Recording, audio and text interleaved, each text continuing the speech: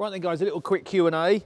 I quite like these actually because it gives people some of the questions you don't really think, you know, to sort of put the answers out there. So, yeah, I think it's good.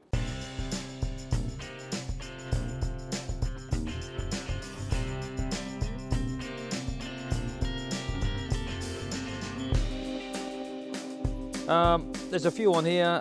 Start off here. Michael, where's there? What classic could be used as a daily driver?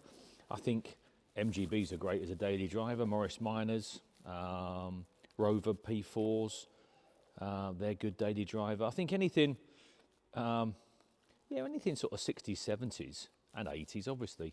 Most things I think are good for daily drivers. You've got to pick your daily driver, haven't you? You don't want anything too concoursey that you can't use, that you're going to waste. You just want something just smart and usable, don't you? But I would say something, ideally something in the 70s, I think is a good one. Do you own a car? Do you think a car's colour has an impact on the selling value? That's Sam Pickard. Yeah, do you know what, Sam? Definitely, absolutely, yeah. You can get arguably an inferior car this side, but a very popular colour, and a far better car this side, not as popular colour. The colour will sell that every time. You look back and think, yeah, that made the money because of the colour, which is sort of crazy in many respects, isn't it? You know, my answer to that is, do you want a really nice car or do you want a really nice colour? Obviously, you really want both, but I certainly wouldn't pick a colour over quality of a car. But people do. You're dead right, people do. Paul Riley, who's the most organised in the family and keeps everything running smoothly? Bizarrely, I would suggest Jack. I say bizarrely because he's one of the youngest, isn't he? But yeah, Jack, he likes to run a fairly tight ship. So yeah, definitely Jack on that side.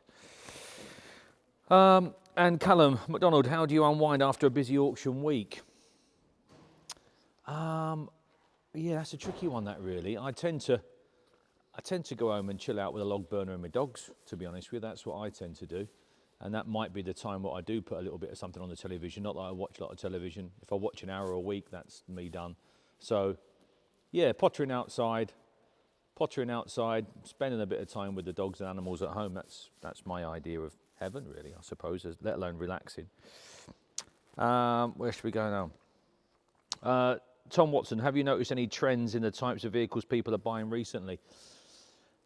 Yes. Sports cars continue to be up there, popularity-wise. Yeah, they tend to be up there still, and the newer cars are coming on strong. The 90s cars, they're really coming on strong now. And surprisingly, just out over the back of the camera there's a little pre-war car there. Pre-war cars, which have been in the doldrums for the last 4, 5, 6, 7 years, they're slightly coming back a bit.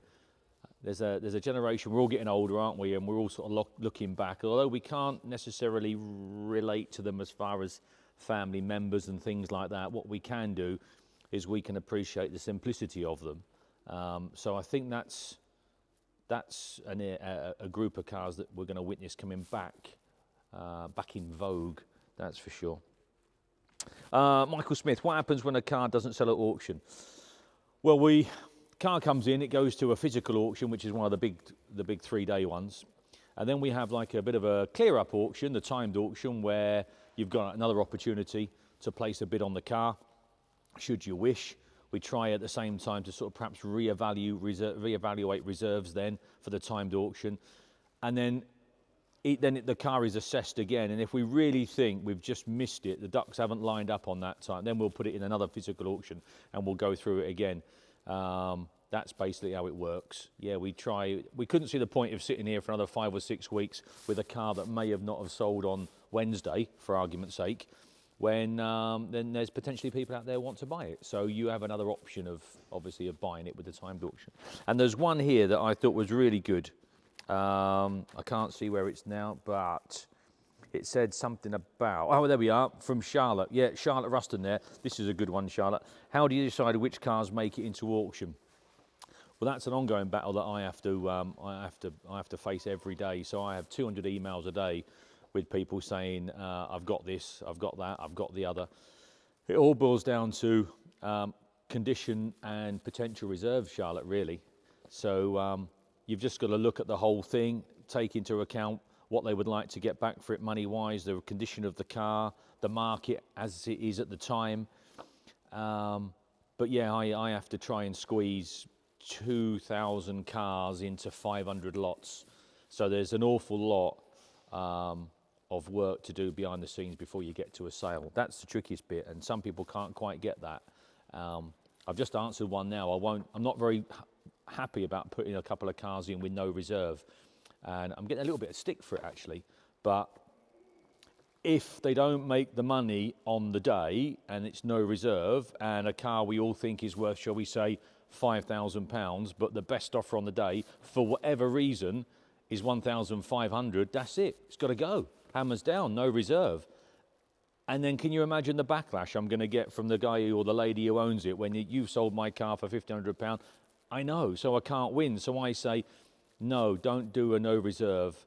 Put a very engaging, very sensible reserve, but I'm not happy with no reserves. Our aim is to stand back, and if we can say to the vendor, are you happy?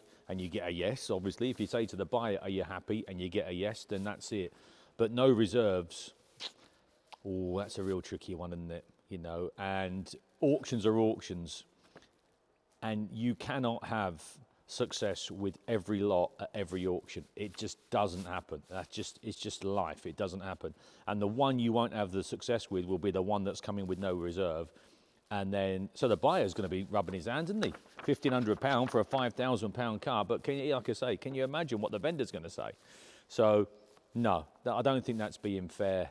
Not at all. So I don't like doing that. So we don't do no reserves, really. If I'm absolutely forced to, but I explain it in minute detail, this is how it happens, So, and what happens if I've done that? Do you have a soft spot for any particular car, make or model? Luke Jones. Luke, no, not really, Luke. I don't think. No, I appreciate nice things. If a nice car comes along, I just like nice, honest, genuine, what we call straight things in the trade. So I like that, and I'm looking at one or two around me now. But no, I can get just excited about a 2000 car as I can a 1930s car, really. So no, I don't really have a favourite anymore. No, just the nice ones. Yeah, just the nice ones. You appreciate the nice ones when they come in. So, and then one last one, shall we then? Let's have a look, one last one. Is there one car you own that no matter what you were offered for it, you wouldn't sell it? Andy Patterson. There would have been a time, Andy, when I could have probably have said, yeah, a car or two.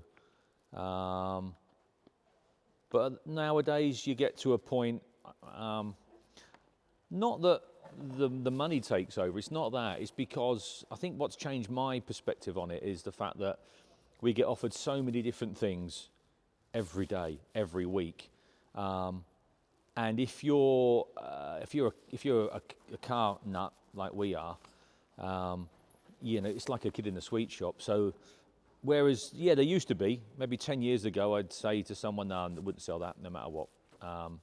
But now you think, well, I probably would because there'll be something else coming next week. So only for that reason.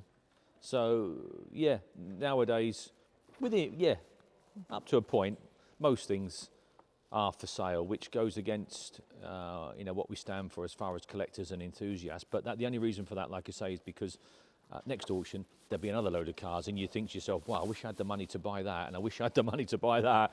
So yeah, it's just a change. That's all it boils down to, really. So anyhow, that about wraps up for our Q&As today.